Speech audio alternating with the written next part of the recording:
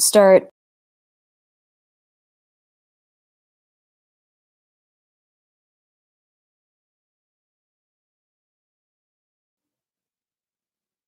Good. Now, like right now? You ready now? Go now? I'm ready. What's up, everybody? Jensen Cummings here. Thank you, as always, for tuning in. Today is Best Served Podcast 299.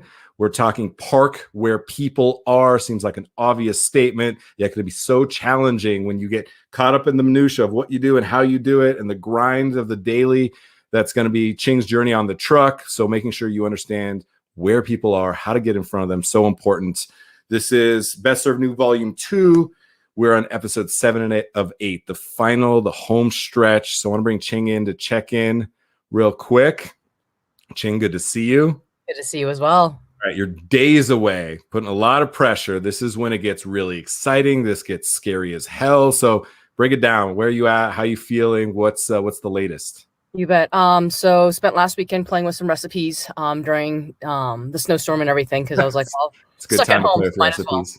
Gonna spend this weekend going out and getting some additional supplies for the truck, and then do another soft run next weekend is what I'm aiming for.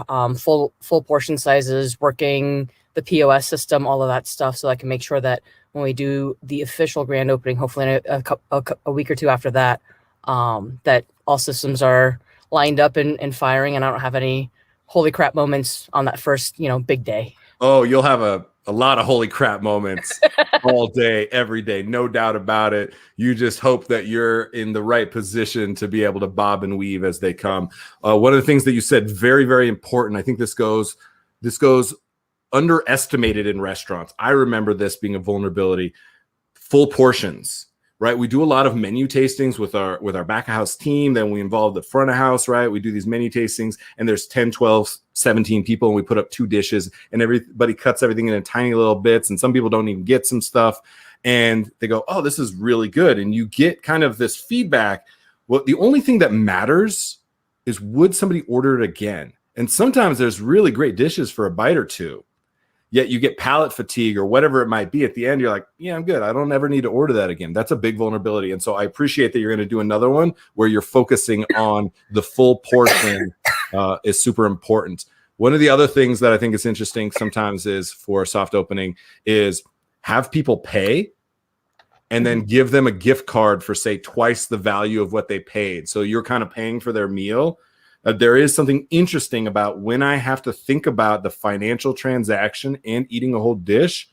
Did I have the value that you're expecting? So a couple of things to think about, I think would be super valuable. So appreciate that. But I want to get into park where people are. Obvious statement, right? You can go to where the people are, yet sometimes it's hard to find the people. Your position as an event producer puts you in a unique place. And so when we were talking, one of the people that came to mind for me was our friend Jim Pittenger, Biker Jim, who, is a legend, obviously, with the carts and the restaurants and the brand, but also somebody who I remember speaking to about thinking differently about where to park the cart. And so no further ado, I want to bring Jim in here, speak with us. Jim, good to see you. You too, man. It's been a minute. Good morning, Ching. How are you? Yes, I'm so happy to connect the two of you. And I'm very excited about this topic because, Jim, you 16th Street Mall, the cart, the history of that, and I'll let you kind of talk about the highs and lows of that for a moment and kind of introduce yourself in the background a little bit. But one of the things that was fascinating is you are still always thinking proactively on the catering side. And I remember you talking about having one of your biggest summers ever because you were doing weddings because people no longer want the rubber chicken dinner at the hotel and you were doing like weddings. And I was like, I love that. Super unique way to think about things and to kind of expand on your brand. So I want to get into that a little bit. Before that, take us back a little bit. Give us a little bit of the origin story. Turn the Wayback Machine on. Let's go back to 2005 when I had been, up to that point repossessing cars for like most of 20 years and had gotten kind of tired of that whole situation. Not for nothing. I think I might have pushed my luck about as far as I could have since, a dangerous line of work, my friend. It has its moments, its exciting moments, and adrenaline and caffeine being my drugs of choice, it worked out really well for that. But when enough was enough, a friend of mine turned me on to the idea of buying a street cart and selling hot dogs on a street corner, and it seemed like a reasonable thing to me and nobody else that I knew. And so I dived in with both feet, and I've so far been pretty lucky with it. For me, situations just continued to present themselves to me that made me think I was doing the right thing. And when you do something and you don't run into a lot of resistance, and that doesn't mean you don't work the 16-hour days that you have to, and you're not sweating it out in the heat, or trying to keep your pickles from freezing, when you're trying to serve hot dogs at below zero. But as I said, opportunities kept happening, which made me think that this was what I should have been doing. So I've been really lucky in that regard. And, so one thing I want to touch on before we talk about where to park, interestingly, is, you have a very unique concept, rattlesnake and quail and elk in these sausages. Truthfully, it's not entirely unique. It evolved into something that was unique, but I opened a hot dog stand, and being an Alaskan kid, I brought reindeer sausage with me. That's it. And, and I found a good local producer that did a great buffalo sausage, and that was kind of the wild stuff that we did to begin with. Some more traditional stuff was in the works, and, the menu more or less evolved into this wild game carnival that we're doing right now. But, in effect, what I'm doing is taking a very accessible food, America's hot dog, and just changing up the proteins and doing fun, interesting ways of topping them, and trying to be adorable when I do it, I guess. I don't know. I entertaining, to say the least. I think it's important, Ching. I want you to really kind of pay attention to this. Jim's I love it. The Alaskan kid with the reindeer, that was the catalyst, right? Right. We have the Chinese immigrant American dream story. That's what you're trying to capture, and how you navigate being the next generation of that. Right. Jim had to do things differently, but for him, he just mentioned it wasn't different for him. This is what he knew and he felt confident and comfortable in. You're going to have to find that sweet spot for yourself. Oh, no. It wasn't as easy as all that. I bet. I cut my teeth in the service industry and, tended bar when I was a kid, and, worked in hotels and stuff, but I'd been out of really, as a repo man, I don't know that customer service really equates very well to that, because, I didn't make a lot of friends at that gig, and I didn't talk to a lot of people in that gig. So when I first started back in, I was really quite nervous. It's being in front of the public like that can be quite nerve-wracking. And, so it just, I became more and more comfortable the more that I did it, and the fact that I can talk to just about anybody about just about anything for at least a minute, was handy. And that was the skill that I had. That's good. I appreciate that. Ching, this is where the courage to put yourself out there. You're already on that path. You've already made your intent known. And look at this. Good people find you. I mean, look where you are right now. This is amazing that you've put yourself in a position to be siphoning a lot of superpower right now. And we want to continue that. You're also going to be inspired and uncomfortable at moments presenting somebody with a brand new dish. Tofu and mushrooms, something that's inspired in your family, is going to be an uphill climb for some people to get there. You're going to have to find a way to get there. You're going to have to persevere. Yet the uniqueness of what you're bringing forward that truly speaks to you, it's not gimmicky, just like it wasn't for Jim. It's going to attract the attention that you want and deserve in the long term. You're going to have to grind it out like Jim did. And then, Anthony Bourdain and Andrew Zimmern and Julio Lefebvre, those people find you. So, we're not those guys, but, we found you, and we appreciate that you're letting us support you a little bit. So let's get into some practical things, Jim. The weddings, let's start there and see where this goes. I mean, when I heard Biker Jim doing people's weddings, I was like, fuck yeah, that makes a ton of sense to me. Yet that is so different. Like a wedding with reindeer sausages and like geeky sides is brand new. So talk about how that kind of evolved. Well, first off, a wedding with a hot dog cart. was new. We were probably the first time people would go to a wedding and see a hot dog cart, and they're looking at the bride and groom going, what's up with this? You know, I did have the advantage of having really good food, you know, and That helps. and it was unique enough, you know. So a couple of things that I learned early on, and we'll get into the wedding stuff, but how do you get people invested in you, in your business, in what you're doing? You know, and this is something that we've seen a lot lately, you know, throughout the pandemic.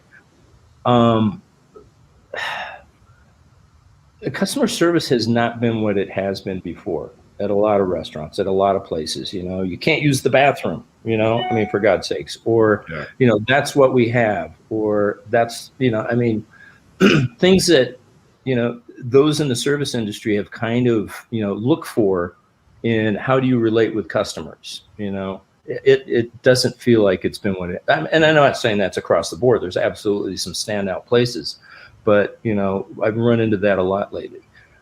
That was sort of the same thing with street food. You know, you're looking at the cranky old guy with the, you know, the dirty water dogs and, you know, give me $1 and get the fuck out, you know? So I learned at an early period how to get people invested. And it's as simple as caring a little bit. It's as simple as eye contact. It's as simple as, you know, listening to your customer, you know, and that really spurred me on. So onto the wedding stuff, you know, our food is good and it's interesting. And a lot of people had never had like a pheasant hot dog before, or a reindeer hot dog, or an alligator hot dog, you know. And so when they first show up at the wedding, they're pretty trepidatious about eating a hot dog at a wedding, you know, and there might be a beer stand, you know. It seems a little, you know, white trashy or a little low key, low rent. And then when they're in line the second time going, oh, I had the wild boar, what are you going to have this time? You know, that's when it started feeling like we were doing something unique. And that's when it felt like we were doing something that, you know, can be very trendy. So onto weddings, onto catering in general, you know, as a street cart, you know, as anybody really. That's why there's a ton of catering companies. It's the best money out there. You know, we also, you know, we've set up at Civic Center Eats before. You know, we had the location on the 16th Street Mall. We're on a area campus. We do a number of, you know, farmers markets, the South Pearl Street Farmers Market. You know, places like that are great, but you never know what you're going to get. You know, I mean, you can go in and you have to, you know, try and par up as best you can for what you're looking to do. Yep. The beauty thing about hot dogs are if we don't cook them, we don't use them. So, you know, when you're preparing, you know, pre-made dishes and you're paring that up, you have to be way more careful because there can be a lot more waste, you know. That's where catering comes in, because when somebody orders 100 of this, you know, you may make 110 or 120 in case some people want a little bit more, but you're not making up 100 things and selling 20. Yeah. You know, so catering is, you know, it's brilliant for that. I love that, Jim. I want to get really practical. How do you sell the Biker Gym brand? Obviously, that's what you know, to, you know, a potential wedding. Where do you even go? How do you navigate into that space? Because look, you know, you aren't the dolled up wedding planner doing a wedding tasting and pedophores and everything is beautiful and all of that. Like, it's a different vibe. In the culinary scene, towards it. How did you practically get into that space? In the culinary scene, I'm like the really pretty trash collector, you know. So, and for me, it was lucky. I had customers that really enjoyed our stuff, you know, really liked the stuff, and they wanted it at their wedding. That's how it began, you know. And my marketing has been rather organic. I haven't done a ton of marketing per se, but we've been lucky enough to be featured on, you know, some food shows and, you know, and some publications and stuff like that. So we've got a little bit of notoriety there. You know, I did hire you know, I have a catering manager who isn't shy about calling, you know, event planners, and I take it that's part of your history, Ching. You've done some event planning. Yeah, so I work for a catering company full time, and the food truck is a side thing that started up when the opportunity fell in my lap last September. So I've been Awesome. working behind the scenes while I'm working full time as well. Awesome. You know, poaching their customers might not feel ethical nor, you know, a really great idea. Nobody would be that happy with that. Mm-hmm. But, you know, if some of these customers come to you because they know that you've got that going on, that's kind of a different story, you know? Yeah. I mean, and so for me, it was, we had a reputation as, you know, having good food. You know, my crew are horrible people, but they're good at a party, you know, that sort of thing. And that's, you know, the nice thing with a business like, you know, named Biker Gyms, nobody expects a high level of decorum, right? So, you know, there's a lot that we can get away with in that, you know, and I love the name of your company. Look Who's Cooking is brilliant. I like that a lot. I think that's going to get, you know, get you some attention right there. You know, so at this point, it's going to become, I think, being part of the community. It's, you know, you have contacts already, and I wouldn't be too shy about using the ones that you can and feel good about using. Yep. You know, and absolutely make use of that. But it's also going to be, what can you get involved with, you know? And, you know, the Pearl Street Farmers Market is a great example. They might be full, but there's a lot of markets out there, and people right now are looking to get out. Being outside is, you know, it feels safe to a lot of people. Yeah, it's very true. So, you know, I'm happy to turn you on to, you know, Nicole Jarman and her mom, who run the Hobnob events. So they run the Pearl Street Market as well as a few other ones. It's a great place to make a guest spot. You know, you're going to, you know, really need to start wowing some customers, you know, start lining that up. You're already on a really great platform to get yourself known. And, you know, so continuing to try and cultivate that is going to become really, really handy. And just get out there and start cooking. Just get out there and, like I said, start serving some people, and, you know, just be charming as fuck, and, you know, and make people really happy with your food. Yes. This is a master class right now, Jim. I appreciate it. Jim is the best at self-deprecation when he's brilliant at what he does. Don't let him fool you. He is a marketing wizard. He doesn't do much advertising. There's a difference. Marketing is pure storytelling and presenting who you are, not just focusing on what you do, right? Jim has really built who you are, so he doesn't have to transactionally advertise the food, because the food is just an extension of who he is, who his team is, those pirates on the pirate ship. And then the food, once again, food is just the proof that you are who you say you are. That is going to be so important. Jim has done that better than most and stayed true to who they are, which has allowed them to evolve. Ching, you're going to have to do the same thing when we talked about, you know, like really dig into those roots and let people know who you are, the beauty and the unfamiliar ingredients as well. So I think that's going to be an important piece of kind of marketing.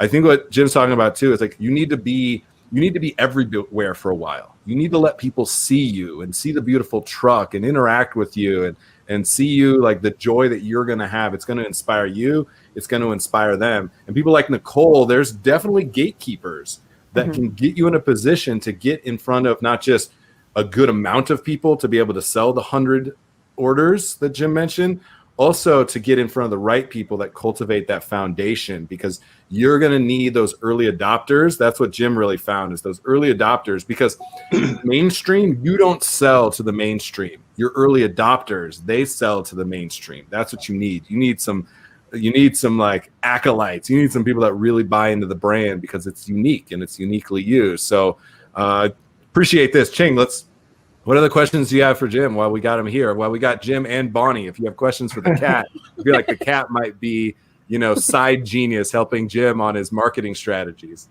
No, she's an asshole, so she's not I guess, how far in, you know, doing the carts and stuff did you start getting involved with farmers markets, and is that kind of the main place that you are, and private events, or? Well, I mean, you know, over the course of the last year, it's been, you know, we all know, pretty difficult, you know, and so we've been mostly on hiatus. We're in the midst of, right now, we're in the midst of hiring people, which is not a joy. at this point when most, most of your employees, remember 2 years ago, Jensen, when they were opening a restaurant every 3 days and it was difficult to find employees because that market was so strong. Right now, it's way easier for a lot of your potential crew to sit at home smoking pot, watching Netflix, and making $800-900 a week. The other thing that we've seen too is some of the most talented people recognize that their skills were transferable and left the industry. Indeed. And so we're going to have to do a lot of work to not just look at the people that currently are looking at restaurant work. We're going to have to bring people back that have said, I'm out of here. And we have to create that sense of belonging for them, because we got to recognize the business model is vulnerable, right? So that's a huge factor change for sure, which is why your story is important. Like if it's just about cooking some reindeer dogs, that's vulnerable. If it's just about cooking some fried rice, it's vulnerable. But if it's about being a part of something that matters, that's what people want to be a part of. So I appreciate that. Ching, what other questions you got for Jim? A couple more minutes. Trying to think. It's been a long week already. How, like on average, how many times are you, let's say pre-pandemic, were you guys going out a week, and how many carts do you have able to be out in the community? Okay. I have 6 carts, and, pre-pandemic, we would sometimes do, during the season, we're hot dogs. So we don't do a lot in, December and January, but come April and May, spring, summer, and fall, that's when we collect all our chestnuts. We would do multiple gigs a day. I had some static locations. We were on the 16th Street Mall. We are on Auraria campus. We're on Buckley Air Force Base.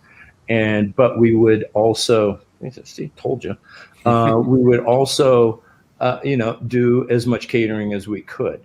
And, I've been in business for a while, so we have been a go-to for a lot of places. Street food is, do you remember, were you around for the Justice League of Street Food, Jensen? Yep. When that got started, and that was kind of the originating of the Denver more or less gourmet street food scene. There's been Monteros and food trucks around for decades, sandwich trucks. This is the first time that people that were doing something unique and interesting came out. So the street food scene is strong in Denver. I would get as involved with that as you could. Yes. And finding locations, get in the queue for Civic Center Eats. And after this, I'll shoot you Nicole's info and talk to her. Awesome. And just, start finding places that work. I got lucky. Again, and I worked pretty hard to get lucky. That's one of those traits, the harder I work, the luckier I get. Indeed. But some of the static locations that you can be at 1 or 2 or 3 days a week and know you're going to make, at least enough money to be there, and start building up a following. You're probably way smarter than I am, having, already put together good, strong online presence. I'm old. I think Facebook, TikTok, I'm not even sure. We're going to get you on TikTok, Jim. Now I have a new mission. Absolutely. You would crush on TikTok. So, Ching, one of the things that I think Jim's mentioning that I really want you to focus on is you don't know how often you're going to go out. You don't know exactly what that's going to look like. One of the things that's going to be important is when you show up strong. And one of the ways that I think you're going to be able to separate yourself is understanding the dynamic of the event. So anybody who's putting on a farmer's market, anybody who's putting on Center Eats or any other like food truck roundup or something, all of the struggles that they're going through to get that event produced. Your ability to have empathy for that and be able to communicate the way that they communicate, be able to show up, be timely, be punctual, do all the things that that sometimes us chefs don't do that well when we do events, is going to separate you. Where you're the first person they call because they know they can count on you, that's going to be what separates you. So play to your strengths there. And then when you show up, like Jim says, you better wow some customers. Like the food better be on point. Yet I think the things that are going to separate you is everything all the way leading up to the food. And then the food will just be the proof, once again, that you are who you say you are. So I really, really appreciate that for sure. Jim, this summer, where's your attention this summer as we're hearing whispers of full open July 4th weekend? you know, people getting vaccinated, looking at the event season this summer, sports stadiums filling up, all of that. Where's your attention? Where do you think the white space that you guys are going to see the most success in? Well, I mean, we are at Coors Field, so we'll be there opening day. You know, great. We are, you know, the restaurant we will open. You know, I'd love to be back 7 days a week, but, you know, at this point right now, it's probably going to be 3 to 4 days a week until we can round out who we're looking for. Farmers markets for sure, but people are just dying to do stuff with their neighbors, with their friends, you know, at any community event.